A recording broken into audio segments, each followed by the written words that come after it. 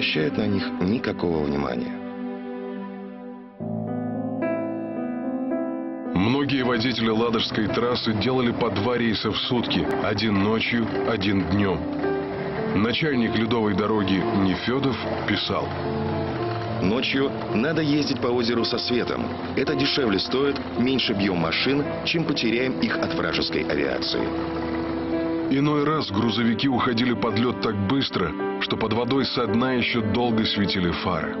За первый месяц работы трассы утонуло и застряло в полыньях почти 300 машин. Но цель была достигнута. Среднесуточный объем перевозок превысил минимальную суточную потребность города. Более полумиллиона человек зимой 41-42 года вывезли в эвакуацию.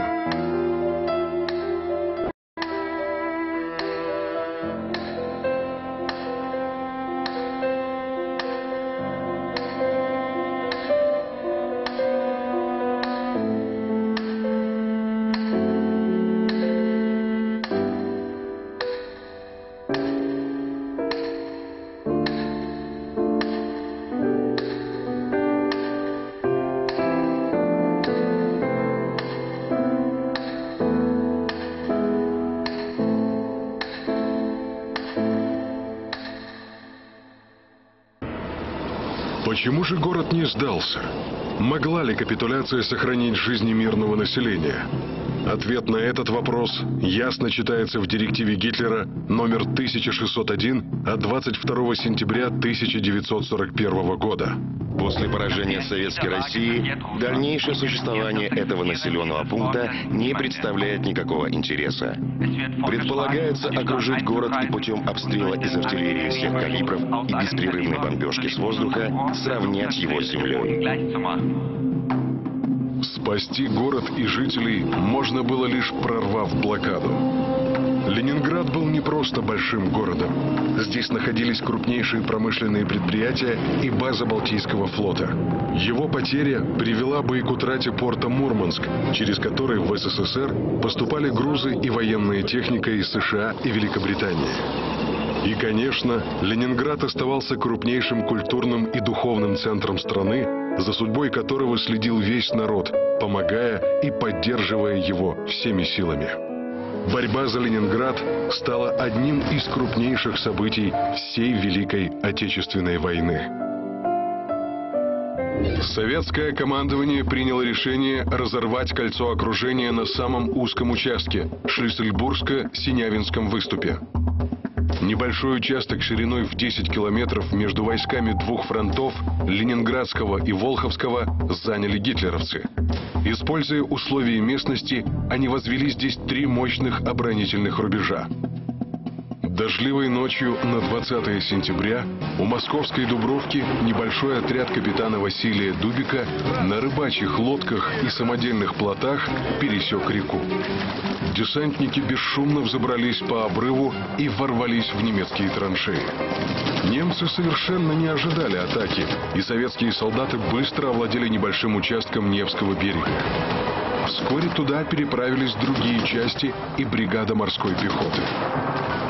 Этот клочок земли, прозванный бойцами «Невский пятачок», стал одной из легенд битвы за Ленинград.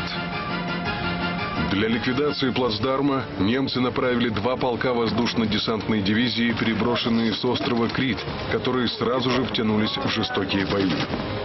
«Лучше трижды прыгнуть с парашютом на остров Крит, чем провести один бой на земле в России», — говорили немецкие десантники. Захватить плацдарм им не удалось, но его размеры вскоре сократились до 2 километров по фронту и 500 метров в глубину. В октябре Невский пятачок оставался едва ли не последней надеждой на соединение с Большой землей. Немцы стояли у Москвы. Резервов для прорыва блокады не было. Жестокие бои на Невском пятачке не прекращались ни днем, ни ночью. Все реже удавалось переправлять на него дополнительные войска. Плацдарм простреливался немцами насквозь, и советским солдатам приходилось буквально вгрызаться в землю.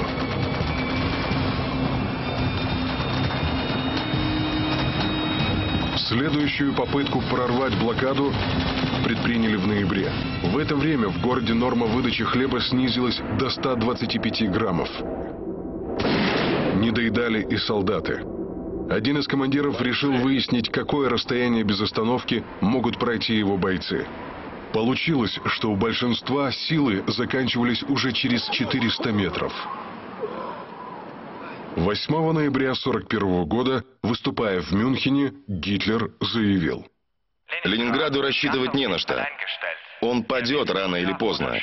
Кольцо блокады не разорвать никому. Ленинграду суждено погибнуть от голода. В начале ноября с помощью переправленных на Невский пятачок советских танков удалось захватить немецкие траншеи. В ответ немцы перебросили к Московской Дубровке пехотную дивизию. В ноябрьских сражениях, которые стали самыми кровопролитными в истории Невского пятачка, советские войска потеряли более 5000 человек. Лишь к концу года интенсивность боевых действий за плацдарм несколько спала. А в самом Ленинграде в январе 1942 года умирало до 4000 человек ежедневно. В отдельные дни до 7000. Самым страшным за всю блокаду стал январь, так как в первую половину месяца все неработающее население города вообще не получало продуктов по карточкам. Выработка электроэнергии сократилась до 4% от довоенного уровня. Сильные морозы, доходящие до 30 градусов, сковали водопровод. Отопление не работало.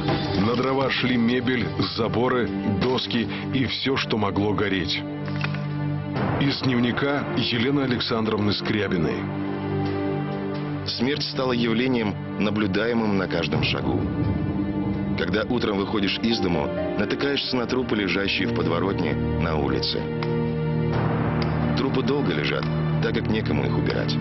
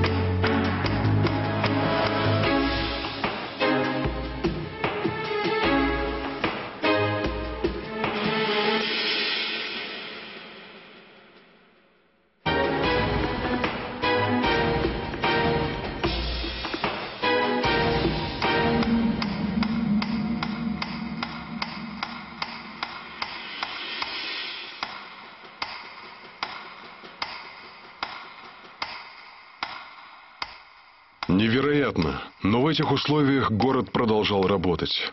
Кировский завод, находясь всего в 4 километрах от фронта, ни на день не прекращал выпуск и ремонт танков. Случалось, что полусобранные КВ вели огонь по противнику прямо из заводских цехов через проделанные в стенах амбразуры. В Ленинградском институте растениеводства находилась уникальная коллекция образцов зерновых и других сельскохозяйственных культур. 28 сотрудников института умерли во время блокады от голода. Но селекционный фонд, содержавший несколько тонн зерна, риса и картофеля, остался целым. Лишь во второй половине февраля положение в городе начало меняться в лучшую сторону. Были введены новые нормы снабжения: 500 граммов хлеба для рабочих, 400 для служащих, 300 для детей и неработающих. Из хлеба почти исчезли примеси. Снабжение стало регулярным, и по карточкам можно было получить продукты вовремя и почти полностью. 16 февраля впервые жителям выдали мясо, мороженую